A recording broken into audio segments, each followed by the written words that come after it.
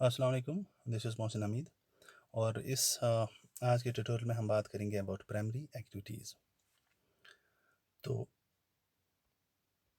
आगे बढ़ने से पहले आपको ये पता होना चाहिए कि कोई भी एक्टिविटी जिससे इनकम जनरेट होती है, लोग कमाते हैं, तो उस एक्टिविटी को हम इकोनॉमिक एक्टिविटी कहते हैं। ठीक है, तो these activities can be broadly grouped into 3 categories. We have primary, secondary and tertiary activities. तो टर्शरी के फिर हम फर्दर डिवाइड कर सकते हैं। इनके आगे जाके दो और ग्रुप्स हैं। We have the quaternary and the quinary activities also. तो आज के इस टॉपिक में चूँकि हमने बात करनी है about primary activities, will try to learn what primary activities are, इसके टाइप्स क्या हैं। ऑल्दो सब टाइप्स हम नहीं उठा सकते हैं, डिस्कस कर सकते हैं। Will try to learn a few और उनके करेक्टरिस्टिक्स क्या है। ठीक है, तो सबसे पहले हम जानेंगे कि प्राइमरी एक्टिविटी जो है वो होती क्या है। ठीक है, तो अगर हमें डिफाइन करना हो प्राइमरी एक्टिविटी को, तो it's any kind of economic activity जिसमें इन्वॉल्व होता है, जो डील करता है विद कलेक्टिंग, एक्सट्रैक्टिंग और हार्वेस्टिंग नेचुरल रिसोर्सेज। कहने का मतलब ये है कि ये एक्टिविटीज़ डायरेक्टली डिपेंडेंट रहते हैं इन्वायरमेंट पे।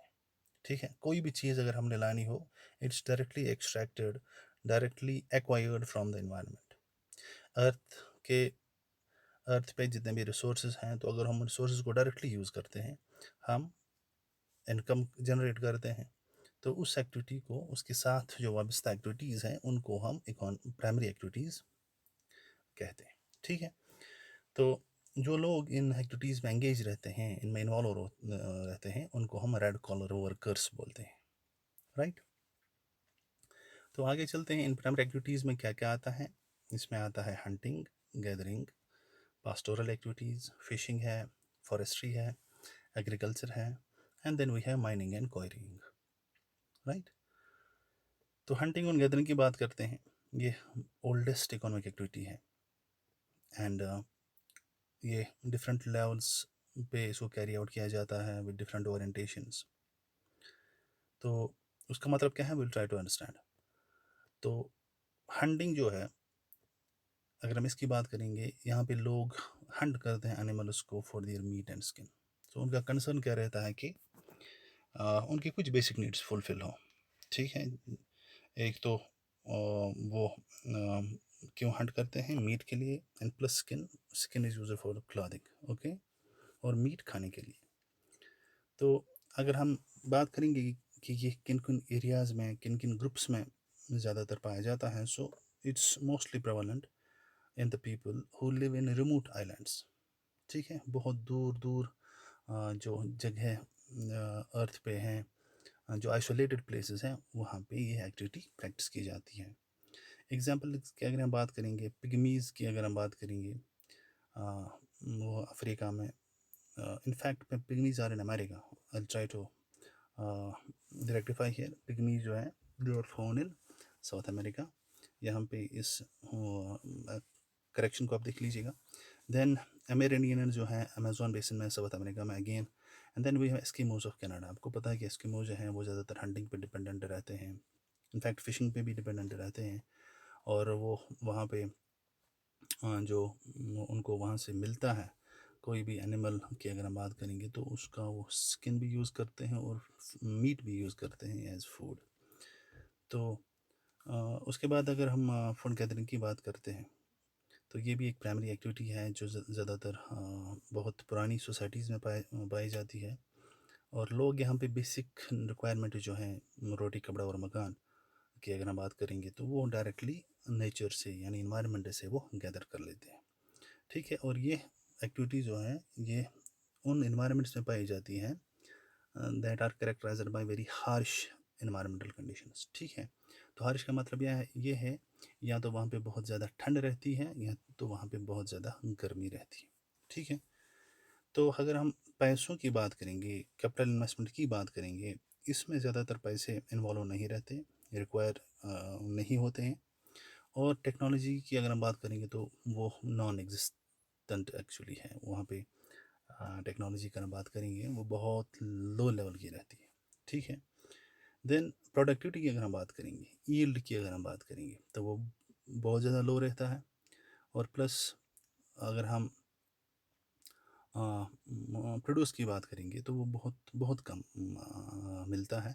तो देयरफॉर सरप्लस की तो बात ही नहीं है, वो उतना ही वहाँ से कमाते हैं जितना उन फैमिलीज़ को या इंडिविजुअल्स को अपने आप को ज़िंदा रहने के लिए ज़रूरी है, उतना ही वो वहाँ से एक्वायर करते हैं। ठीक है। तो अगर हम बात करेंगे कि ये किन किन एरियाज़ में प्रैक्टिस किया जाता है, तो आप देख सकते हैं अ, इन एरियाज़ को। You see in South America ये वाला पोर्शन है, इन नॉर्थ अमेरिका ये एक्चुअली रिमोट एरियाज़ हैं। रिमोट इनका मतलब ये है कि वो ये बहुत दूर है फ्रॉम द मैन सिटीज़ की अगर हम बात करेंगे या टाउन्स की बात करेंगे, तो ये ज़्यादातर इन एरियाज़ में पाए जाते हैं। We have this hot area of Africa. आप साउथ अमेरिका की बात करेंगे, अमेज़न बेसिन की बात करेंगे, ठीक है। तो ये जो है यूरेशिया की अगर हम बात करेंगे, इसमें भी ये पाए जाते हैं, these food brothers, and this is the Arctic region, यहाँ पे भी ये पाए जाते हैं। तो इन एरियाज़ में ये सब्सिस्टेंस गैदरिंग जो है प्रेवलेंट है, और लोग की जो ज़रूरत है वो डायरेक्टली इन्वायरमेंट पे बेस्ड है। तो गैदरिंग की अगर बात करेंगे कहाँ कहाँ पे पाया जाता है, जैसे मैंने आपको कहा कि it's mostly found in the northern zones of Canada, या आप कनाडा की बात करेंगे, ठीक है ना। उसके बाद यूरेशिया की इन एरियाज़ में आप देख लीजिएगा, you see in South American Amazon basin, in African this very much area, ये जो है हॉट डेजर्ट एरिया, ठीक है। देन उसके बाद अगर हम बात करेंगे पास्टोरलिज्म की, तो what actually pastoralism is, pastoralism simply herding of animals होता है, ठीक है। आप जो लोग हैं वो एनिमल्स को रेयर करते हैं, ठीक है, और उनको डोमेस्टिकेट करते हैं, और उन एनिमल्स में ज़्यादातर यू हैव कैटल, ठीक है, शीप रहता है, गुड्स रहते हैं, हॉर्सेस रहते हैं, वगैरह वगैरह। तो ये पास्टोरलिज्म की अगर हम बात करेंगे, ये प्रैक्टिस किया जाता है टू लेवल्स, या तो सब्सिस्टेंस लेवल पे या कमर्शियल लेवल पे। सब्सिस्टेंस मीन्स कि लोग जो हैं वो इन मवेशियों को पालते हैं just for their own purpose और for their own need in fact, या उनको प्राइस सॉरी प्रॉफिट बेसिस पे उनको ये रियर करते हैं, ठीक है। तो वो लेवल जो है दो चीज़ों पे डिपेंडेंट है। One, we have the geographical factors, हमने ज्योग्राफिकल फैक्टर्स को देखना, हमने देखना कि रिसोर्स अवेलेबिलिटी क्या है, क्लाइमेटिक कंडीशंस कैसे हैं, and plus what is the level of development. So on the base of these two factors, one is geographical factor, another is technological factor, जो एनिमल रेयरिंग है इट कैन बी डन इधर eight subsistence level और at the commercial level, ठीक है। तो इसमें पहला हमारा आ जाता है नोमैडिक हर्डिंग। तो नोमैडिक हर्डिंग जो है इसको हम पास्टोरल नोमैडिज्म भी कहते हैं। एक बहुत पुरानी सब्सिस्टेंस एक्टिविटी है। जब भी हम सब्सिस्टेंस की बात करते हैं, सब्सिस्टेंस एक्टिविटी का मतलब ये है कि वो इकोनॉमिक एक्टिविटी जिसमें प्रोड्यूस मिलता है, लेकिन वो प्रोड्यूस उतना ज़्यादा नहीं रहता है कि हम इसको बेचें, मार्केट में बेचें। वो उतना ही रहता है जितना इंसान को या एक फैमिली को ज़रूरत होता है, ठीक है, अपने आप के लिए। तो उसको हम सब्सिस्टेंस एक्टिविटी कहते हैं। तो यहाँ पे अगर आप नोमैडिक हर्डिंग की बात करते हैं, तो ये भी एक सब्सिस्टेंस एक्टिविटी है, जहाँ पे जो हर्डर्स हैं वो रिलाई करते हैं एनिमल्स पे for food, clothing, for everything. In fact shelter की बात करेंगे, टूल्स की बात करेंगे, ट्रांसपोर्ट की बात करेंगे, तो सब कुछ इन्हीं एनिमल्स पे डिपेंडेंट रहता है, ठीक है। So this is nomadic herding. तो देन पास्टोरल कम्युनिटीज़ की अगर हम बात करेंगे, ये कम्युनिटीज़ बहुत मोबाइल रहते हैं। मोबाइल का मतलब क्या होता है कि ये विद सीजन्स माइग्रेट करते हैं, ठीक है, अपने झुंडों के साथ, जो उनके हर्ड्स होते हैं, मवेशी वगैरह होते हैं, उनके साथ ये मूव करते हैं from one grazing area as well as water source to be exact, to another area, ठीक है। And this happens according to the seasons, ठीक है। तो अगर हम अपने इलाके की बात करेंगे, यहाँ पे आप देख सकते हैं कि वी हैव गुजर जन बकरवाल्स। तो समर्स में वो यहाँ आ जाते हैं और विंटर्स में वो वापस चले जाते हैं, बिकॉज समर्स में यहाँ पे अवेलेबिलिटी ऑफ रिसोर्सेज रहता है, और विंटर्स में अगर आप देखेंगे क्लाइमेटिक कंडीशन हार्श रहते हैं और रिसोर्सेज भी नहीं रहते हैं। तो वो यहाँ से फिर माइग्रेट करते हैं। तो this actually is an example of pastoralism, ठीक है। वो गुजर बगर वाले जो हैं वो भी पास्टोरल कम्युनिटीज़ की में फॉल हो जाते हैं। तो दूसरी बात यह है कि हर एक नोमैडिक कम्युनिटी की अगर हम बात करेंगे, वो ऑक्यूपाई करती है एक वेल डिफाइंड टेरिटरी, एक पर्टिकुलर एरिया उसका रहता है, ठीक है, as a matter of tradition. अगर कैटेगरीज, अगर ग्रुप्स 10 ग्रुप आ जाते हैं तो उन 10 ग्रुप्स की अपनी एक पर्टिकुलर जो है एक रीजन रहता है, एक टेरिटरी रहती है, जहाँ पे सिर्फ उन्हीं लोगों का हक रहता है। दूसरा अगर ग्रुप की अगर बात करेंगे, दूसरे ग्रुप की या दूसरी कम्युनिटी की, वो उधर नहीं जा सकता है। एंड देन दिस पास्टोरल नोमैडिज्म की अगर बात करेंगे वर्ल्ड वाइड, ठीक है, so this pastoralism it is associated with 3 important regions, ठीक है। तो ये 3 important regions क्या हैं आप देख सकते हैं इसमें। एक तो ये पूरा एरिया जो है along this Atlantic shores of Africa, north Africa, ठीक है। ये फिर अरबियन पेनिनसुला की अगर बात करेंगे, यहाँ से एक्सटेंड होके इनटू दिस एशिया आ जाता है, and you have this very area, ठीक है। ये टुंड्रा एरिया जो है यूरेशिया का, और ये एशिया का रीजन है, ठीक है, सेंट्रल, अब चाइना तक ये पहुंच जाता है। और दूसरा रीजन जो है इट, जो मैंने कहा कि टुंड्रा में फॉल हो जाता है, ये वाला यूरेशिया का, parts of Europe and Asia, ठीक है। And then you have south west Africa, अब साउथ वेस्ट अफ्रीका की बात करेंगे, ठीक है। और ये माडागास्कर आइलैंड जो है, यहाँ पे ये प्रैक्टिस हो जाता है, ठीक है। सो इन ऑल इसमें 3 इंपॉर्टेंट रीजन आ जाते हैं। जैसे मैंने कहा कि अफ्रीका की बात करेंगे, then we have Arabian peninsula and we have central China, और देन हमारा टुंड्रा रीजन है यूरेशिया का, और plus we have African parts, south Africa इसमें पर्टिकुलरली आ जाता है, and plus we have Madagascar island, ठीक है।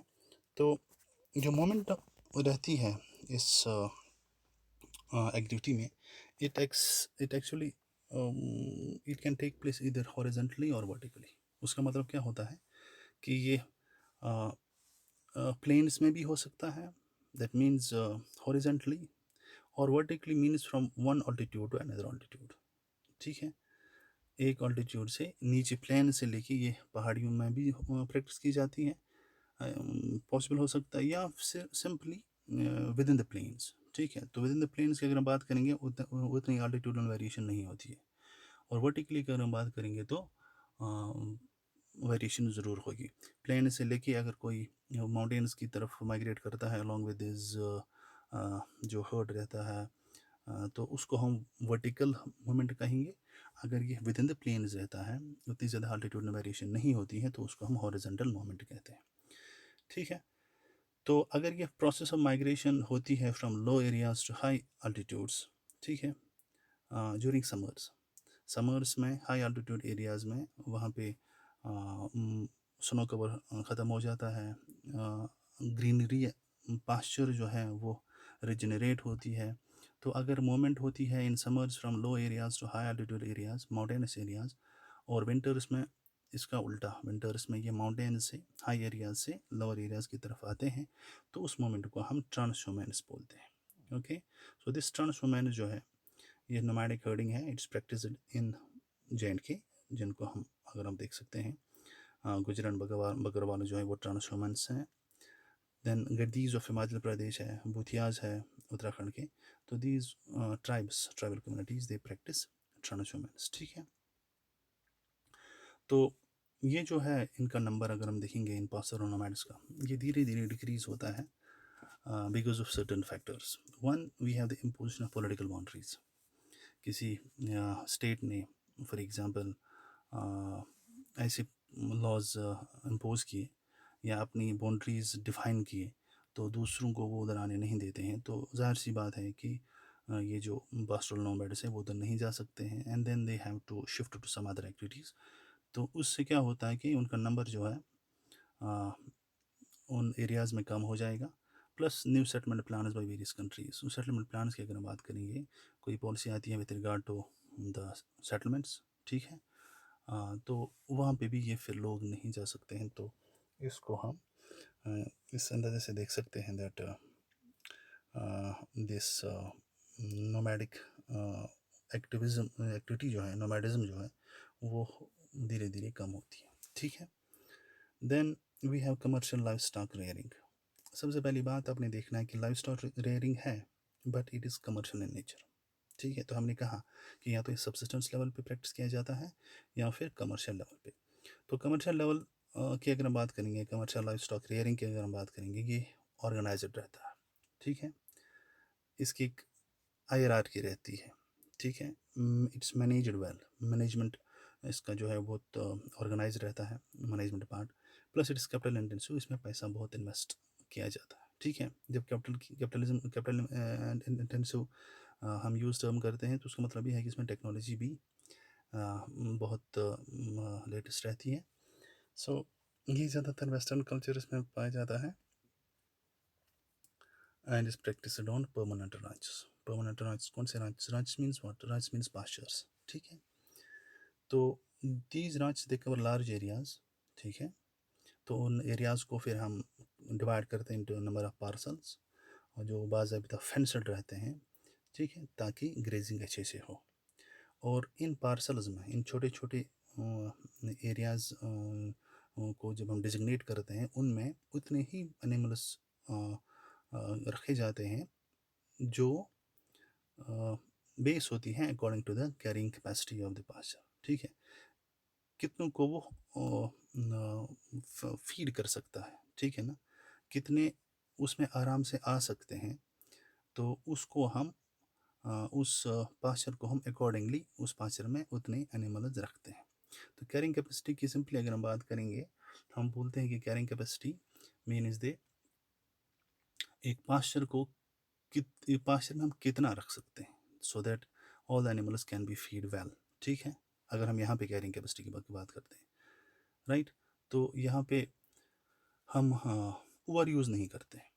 ठीक है। जितने एक में आने चाहिए, जितने एक पास्चर में अच्छे से फीड हो, तो उसी के अकॉर्डिंग हम उन पार्सल्स में एनिमल्स को रखते हैं।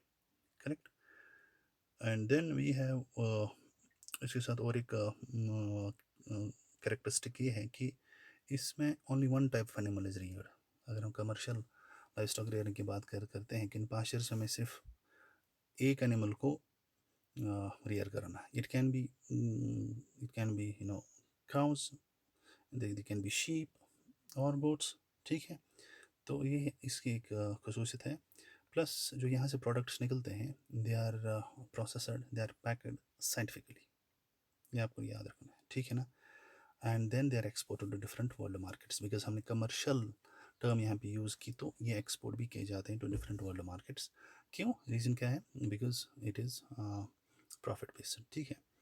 एंड ये एनिमल जो हैं, इनको भी रियर किया जाता है ऑन साइंटिफिक बेसिस। उसका मतलब क्या है? उसका मतलब ये है कि यहाँ पे ज़्यादातर एम्फेसिस की जाती है on breeding, then genetic improvement, disease control as well as health care of the animals. ठीक है। तो ये पूरा साइंटिफिक बेस्ड है। इसमें लेटेस्ट टेक्नोलॉजी यूज़ हो जाती है, इसमें स्किल्ड पर्सन यूज़ हो जाते हैं। ठीक है। तो दिस इज़ व्हाट कमर्शलाइज्ड और रेयरिंग इज़। और ये कहाँ कहाँ पे पाया जाता है? In the countries of New Zealand, Australia, Argentina और यूएसए। ठीक है। तो you can see in these areas this commercial livestock rearing is practice. ठीक है। तो आई होप आपने थोड़ा सा आइडिया मिल गया होगा what these two types of primary activities are. Hopefully in next lecture we will try to learn about agriculture and then its types. So thank you very much.